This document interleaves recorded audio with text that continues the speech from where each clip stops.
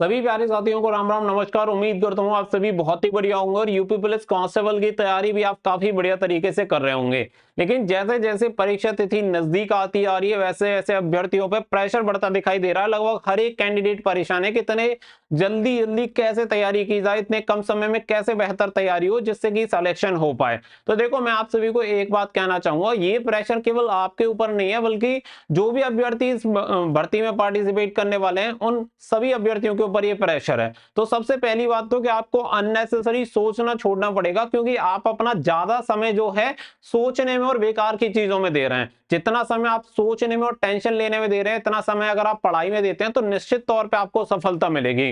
क्योंकि देखो, सफलता कोई ऐसा तो है नहीं कि आपको कोई मंत्र दे दे और मंत्र से सीधा आपको मिल जाए, लेकिन आपको पढ़ाई करनी पड़ेगी। एक सही ढंग से अगर आप पढ़ाई करते हैं और बेहतर स्थिति में अगर आप पहुंचते हैं तो सिलेक्शन आपका हो सकता है। अब इसके लिए चीजें आपको कुछ ध्यान में रख के चलनी है। जैसे मैं आपको चीजें बताऊंगा, अगर आप किसी से कोई सजेशन मांगते हैं तो वो सजेशन आपको आपके अकॉर्डिंग नहीं देगा, अपने अकॉर्डिंग देगा, क्योंकि उसे नहीं पता कि आपकी कैपेबिलिटी क्या है, आप कितना बेहतर कर सकते हैं, आपकी वीकनेस क्या है, आपकी स्ट्रेंथ क्या है, आपका कौन सा सब्जेक्ट कितना बढ़िया है, वो सारी चीजें। लेकिन ये आपसे बेहतर कोई नहीं जानता। अगर आप खुद में ये चीजें एनालिसिस करके अगर आप पढ़ना स्टार्ट करते हैं तो एक महीने में भी आप उन चीजों को कवर कर सकते हैं जो आपके एग्जाम के लिए इंपोर्टेंट है। आपको एग्जाम के लिए इंपोर्टेंट कैसे पता चलेगा? PYQ लगाओ, प्रैक्टिस सेट लगाओ, इन सारी चीजों से कहीं ना कहीं बहुत सारे इंप्रूवमेंट आएंगे जो कि आपको एग्जामिनेशन में सक्सेस दिलवाएंगे। तो सीधी सी बात है कि दूसरों से सजेशन लेने से बेहतर है कि खुद से सजेशन लो। मैंने आपको एक तरीका बताया था कि खुद को अगर आपको एनालिसिस करना है तो आराम से आप एनालिसिस कर सकते हो। उसका तरीका यह है कि एक प्रैक्टिस सेट दिन में लगाओ, उस प्रैक्टिस सेट में जितने क्वेश्चन गलत हो रहे हैं उन सभी से रिलेटेड जो भी पॉइंट हैं, टॉपिक हैं, उन सभी टॉपिक को क्लियर करो। मैथ का जिस टाइप का क्वेश्चन गलत हो रहा है उस टाइप के क्वेश्चंस को क्लियर करो और उसका कॉन्सेप्ट क्लियर करो, जिससे कि अगर उस टाइप का क्वेश्चन एग्जामिनेशन में आए तो आपसे निकलना नहीं चाहिए। अब आपको वहां बिल्कुल टाइम नहीं देना है जो टॉपिक आपके पहले से बढ़िया है, आपको उन टॉपिक पे ध्यान देना है जो टॉपिक आपके वीक हैं। क्योंकि बहुत सारे कैंडिडेट कर क्या रहे हैं कि जो टॉपिक बढ़िया है उनका उसी पे लगे हुए हैं। यार, वो तो आपका ऑलरेडी बढ़िया है ही, उन चीजों पे भी ध्यान देना पड़ेगा जो आपकी वीक हैं, और वही आपको सिलेक्शन दिलवाएंगी या फिर सिलेक्शन लेने से रोकेंगी। अगर आपने उन पे काम किया तो ही आपको सिलेक्शन मिलेगा। अदरवाइज ऐसे समझो कि जो टॉपिक मुझे आता है, जैसे रीजनिंग मेरी बढ़िया है और रीजनिंग में मैं लग रहा हूं, तो मैक्स टू मैक्स भाई जितने क्वेश्चन आएंगे उतने ही तो कर सकते हो, उससे ज्यादा तो नहीं लेके आ सकते। तो सीधी सी बात है कि दूसरे टॉपिक पे भी आपको ध्यान देना पड़ेगा। अब बहुत सारे बच्चे मैं देख रहा हूं करंट अफेयर्स में कोई ध्यान नहीं दे रहा है। करंट अफेयर्स आप सभी को पता है हर एग्जाम में लगातार वेटेज इसका बढ़ता जा रहा है, तो आपको भी करंट अफेयर्स पे फोकस करना पड़ेगा। करंट अफेयर्स के लिए मैं बात करूं तो देखो, अभी रिसेंटली मुझे एक अच्छी बुक आप सभी के लिए मिली है, किरण पब्लिकेशन की ये बुक मिल जाएगी। इसमें क्या है कि टोटल आपको 400 प्लस MCQ दिए गए हैं और विद डिटेल सॉल्यूशन। यानी डिटेल सॉल्यूशन का सीधा सा मतलब है कि एक क्वेश्चन अगर आप पढ़ेंगे तो उसके साथ दो फैक्ट तो आपके वैसे ही क्लियर हो जाएंगे। तो पूरे 400 MCQ क्वेश्चन के साथ आपकी पूरी डिटेल में सारी चीजें क्लियर हो जाएंगी। और ये आप सभी को यहाँ पे देख सकते हैं कि उत्तर प्रदेश का सामान्य ज्ञान एवं करंट अफेयर्स है। तो यूपी स्पेशल यहाँ पे जो आपकी सामान्य ज्ञान होगी और करंट अफेयर्स होगी वो आपकी क्लियर हो जाएगी, क्योंकि आप सभी को पता है कि यूपी का एग्जाम है तो यूपी से रिलेटेड वेटेज बनेगा ही बनेगा। अब इसमें अगर आप देखें तो यूपी का इतिहास मिल जाएगा, उत्तर प्रदेश का भूगोल, उत्तर प्रदेश अर्थव्यवस्था, उत्तर प्रदेश संस्कृति, लोक नृत्य, मेले, उत्तर प्रदेश जनसंख्या 2011 के आंकड़े, उत्तर प्रदेश शिक्षा, उत्तर प्रदेश समसामयिकी और हल प्रश्नों के PYQ सहित आप सभी को ये मिल जाते हैं। तो पूरी उत्तर प्रदेश की जो सामान्य ज्ञान और करंट अफेयर्स है वो यहाँ से आपकी क्लियर हो जाएगी।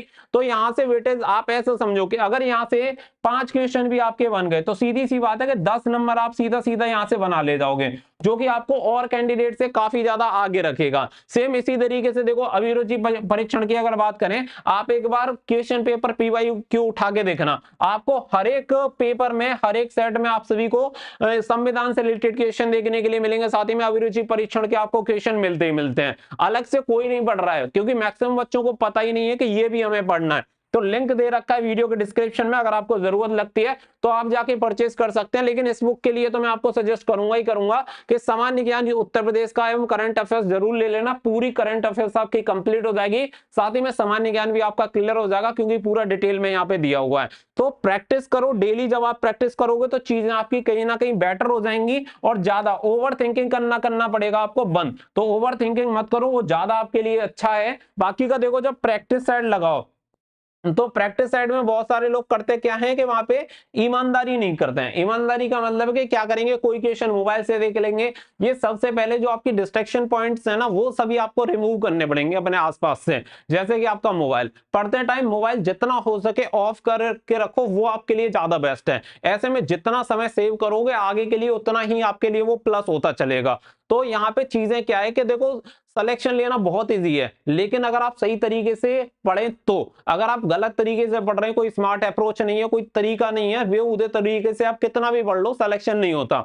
आपने देखा भी होगा हमारे आसपास ऐसे लोग होते हैं जो कि बहुत सालों से लगातार पढ़ रहे हैं और सबकी नजरों में ऐसे होंगे कि भाई ये तो बहुत ज्यादा पढ़ते हैं, लेकिन उनका आज तक किसी में भी सिलेक्शन नहीं हुआ है। उसका रीजन यही है कि वो पढ़ने के लिए नहीं पढ़ रहे हैं, दुनिया को दिखाने के लिए पढ़ रहे हैं। अब आप डिसाइड करो कि अब तक आप दुनिया को दिखाने के लिए पढ़ रहे हैं या खुद के लिए पढ़ रहे हैं। जब अगर आप खुद के लिए पढ़ना स्टार्ट कर दोगे ना, उसी दिन से आप ये समझ लो कि आप सफलता की सीढ़ी पकड़ लोगे। तो यही आपको काम करना है और ये आपको बहुत बेहतर ढंग से समझना पड़ेगा सारी चीजें। अपना एक शेड्यूल बना लो, उसमें हर एक चीज को नोट डाउन करना स्टार्ट करो कि आपके कौन से टॉपिक क्लियर हो चुके हैं, कौन सा टॉपिक क्लियर नहीं हुआ है। जब आपको ये चीज क्लियर होती चलेंगी तो पॉइंट वाइज आपको हर एक चीज क्लियर रहेगी कि मेरा ये टॉपिक क्लियर है। जब आपको पता है कि मुझे टाइम एंड वर्क के इस वाले क्वेश्चन के इस टाइप में हमेशा दिक्कत आती है, उस टाइप के 10 क्वेश्चन लगाओ ना एक दिन में। अगर एक दिन में लगा के अगर आपने वो टाइप क्लियर कर लिया और उस टाइप का क्वेश्चन आपको 2 क्वेश्चन भी एग्जाम में देखने के लिए मिल रहे, सीधे सीधे 4 नंबर आपके बनेंगे कि नहीं बनेंगे आप बताओ।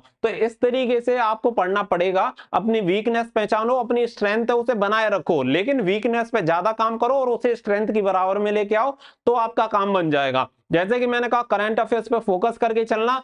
स्टेट की तो पढ़नी है, लेकिन नेशनल की भी पढ़ लेना, वो भी आपके लिए जरूरी है। और यूपी का सामान्य ज्ञान मैंने आपको बता दिया है, इस बुक से आपका कवर हो जाएगा। बाकी का जो सामान्य अभिरुचि है उसके आप क्वेश्चन वहां से आपके कवर हो जाएंगे। बाकी का सिलेबस अपना देखो, सिलेबस देखना बहुत ज्यादा जरूरी है, क्योंकि सिलेबस में है ना आपको टॉपिक क्लियर होंगे। सिलेबस से एग्जैक्टली आप सभी को पता चलेगा कि कौन सा टॉपिक आपको पढ़ना है, कौन सा नहीं पढ़ना है। पता चला कि ऐसे टॉपिक पढ़ रहे हो जो आपके सिलेबस में है ही नहीं, और मैक्सिमम बच्चों के साथ ये प्रॉब्लम होती है। मैं गारंटी से कह रहा हूं कि अगर मान लो 1000 बच्चे देख रहे हैं ना, तो 1000 बच्चों में से कम 500 बच्चे ऐसे होंगे, 50%, जिन्होंने अभी तक पूरा सिलेबस नहीं देखा होगा, हर एक टॉपिक नहीं देखा होगा। गारंटी से लिख के कह सकता हूं ये चीज।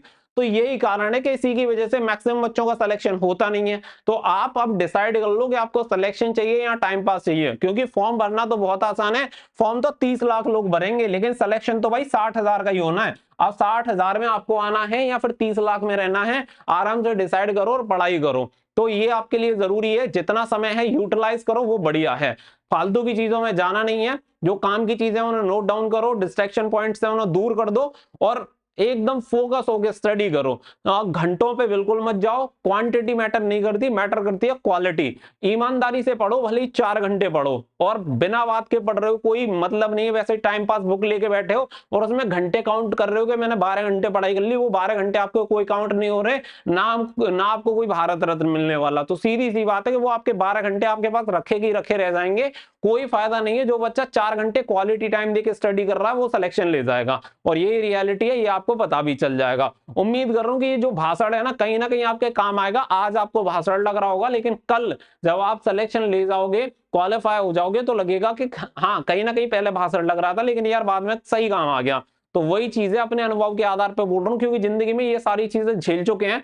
जिस रास्ते पे अभी आप चल रहे हैं उस रास्ते को हम क्रॉस कर चुके हैं, तो अच्छे से पता है कि कहाँ कहाँ क्या क्या दिक्कत होती हैं। क्योंकि हमें भी पहले सामने वाले यही लगते थे कि फालतू की चीजें बता रहे, इससे कुछ नहीं होने वाला होता है। अगर मैं इन चीजों को पहले से खुद से फॉलो करता ना, तो मैं भी आसानी से सक्सेस हो सकता था। लेकिन बात क्या है कि हम दूसरे की या किसी भी चीजों को जब तक वैल्यू नहीं देते, उससे कुछ हमें मिलता ही नहीं है। तो वैल्यू ऐड करनी है तो वैल्यू देनी पड़ेगी। उम्मीद करता हूँ चीजें क्लियर हो गई होंगी। मिलेंगे नेक्स्ट वीडियो में। So thank you for watching. जय हिंद, जय भारत।